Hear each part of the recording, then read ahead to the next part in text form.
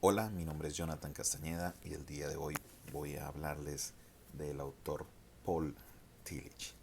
El autor Paul Tillich nace en Alemania Oriental, en Starzedel, en el año 1887 y estando allá realizó múltiples funciones, entre ellas fue capellán durante la Primera Guerra Mundial, eh, durante un proceso que tuvo, se afilió al socialismo.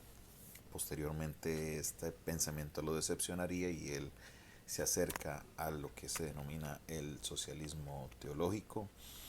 También fue influenciado por muchos autores alemanes de la época, ya que vivió durante la Primera Guerra Mundial y fue parte de una transición teológica muy importante que se vivió en esa época de los autores de teología contemporánea. Después de estar un tiempo en Alemania, en su natal Alemania, decide trasladarse hacia los Estados Unidos, donde enseña en muchas universidades, entre ellas en Harvard, y termina enseñando en la Universidad de Chicago, donde enseñó hasta los últimos días. Él muere en 1965. En cuestiones del ser, él estaba muy conectado con el trabajo de la ontología fundamental de Heidegger. Él hablaba mucho de este pensamiento, de lo que es la expresión del ser, y en esta transición a la nueva teología, una teología que es mucho más humanista, se está pasando de la teología racional, una teología que tenía que ver mucho con lo que era la filosofía y lo que era la razón, ahora pasa a una filosofía un poco más humanista. Entonces esto los lleva a estudiar y atender el ser. Se hace la pregunta fundamental, ¿no? La pregunta existencial: ¿qué es el ser en sí mismo? Y de ahí entonces se empieza a explorar. Y de ahí él distingue cuatro niveles de análisis ontológico. El primero es el mundo de sí mismo, el segundo es dinámica y forma, verdad y destino, individualización y participación. La tercera, el ser esencial y el ser existencial. Número 4, tiempo, espacio, casualidad y sustancia. Estas son las cuatro maneras en las que él hace el estudio ontológico. Ahora, cuando vamos a mirar su pensamiento predomina lo que es el pensamiento de Lutero solo por la gracia. Eso es algo muy importante para él. Karl Barth le provee unos elementos muy importantes de la teología sistemática, y él tiene una visión muy interesante con respecto a la misión de la teología dentro de lo que es la iglesia. Ahora, es importante, viendo lo que es la vida de Tillich, entender lo que es el método de correlación. Eso es algo que aparece en casi todas las menciones que hay de Paul Tillich en el trabajo investigativo que se hizo, y se establece en tres puntos importantes. Número 1, el mensaje. Número 2, la situación. Y número 3, la respuesta. El mensaje, la situación y la respuesta. Entonces, basado en esto se hace lo que es el método de correlación, y con esto se llega a la respuesta cuando un ser humano entra en esas preguntas del ser, en estas preguntas que son de existenciales, de carácter existencial. Entonces este método de correlación debe llevar al ser humano a tener una revelación, de encontrar en lo que es Dios la respuesta a las preguntas que tiene. Uno de los logros importantes de Paul Tillich es cómo él pudo conectar eh, la religión o la teología con otras ciencias diferentes a la filosofía. Hasta este punto se ha utilizado la filosofía para llegar a la razón, y por medio de la razón llegar a la fe. Pero en este proceso, Tillich no solamente utiliza la filosofía, sino que se vale de otras ciencias, logra conectar con otras ciencias, y en esto se ve algo de lo que es la perspectiva o la función de la iglesia para el mundo de hoy.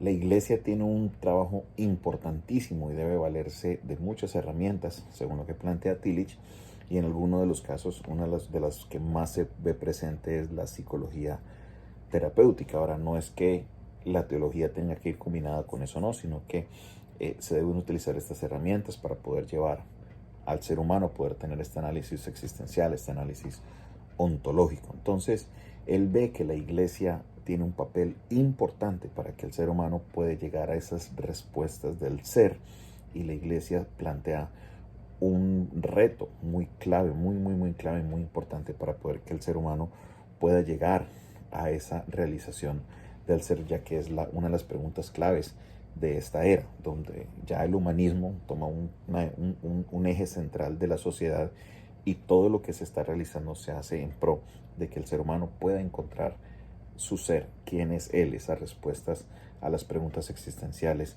que son tan claves y tan importantes para esta época.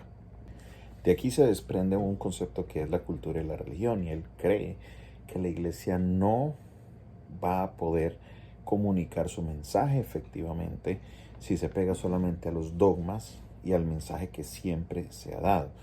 Que el mensaje se debe actualizar, el mensaje debe utilizar muchos elementos para que la persona de hoy pueda comprender el mensaje. En otras palabras, no es la persona moldándose al mensaje, sino el mensaje para que pueda afectar a la persona. Y esto es un pensamiento que vemos los efectos todavía hasta el día de hoy en la cultura que vemos, porque en muchos casos se nota en las enseñanzas de predicación cómo se debe actualizar el mensaje para que la persona pueda entenderlo, y esto es muy clave de los aportes que hace Tillich a lo que es este periodo contemporáneo, porque vemos hoy todavía el efecto de cómo la iglesia debe transformar ese mensaje. Entonces, la cultura la plantea como un fundamento para la religión. La cultura es la expresión de esa religión, y la cultura juega un papel importantísimo. Se habla mucho de lo que es la cultura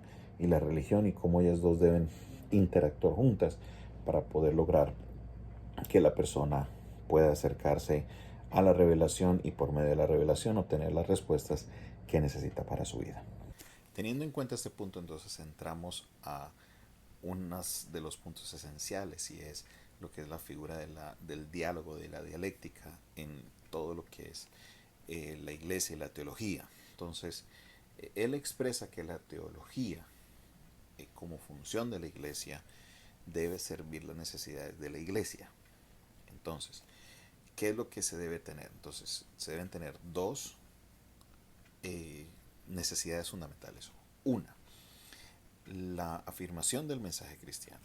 Y número dos, la interpretación de este mensaje para la nueva generación. Entonces, él tiene en cuenta de que obviamente el ser humano vive muchas etapas, muchas eras, muchas cosas diferentes durante el proceso de la historia de la humanidad.